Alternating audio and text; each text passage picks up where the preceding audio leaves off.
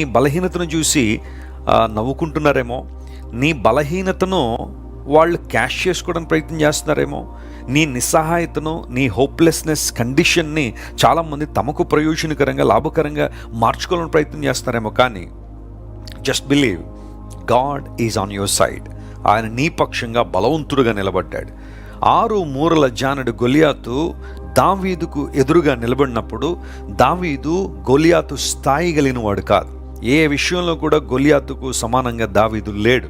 కానీ దావీదులో ఉన్న ధైర్యం ఒక్కటే, తాను సేవించే దేవుడు, తాను ఆరాధించే దేవుడు, తాను నమ్ముకున్న దేవుడు బలవంతుడని నమ్మాడు. కాబట్టే బలవంతుడైన దేవుని యొక్క శక్తి ద్వారా గొలియాతును జయించగలిగాడు.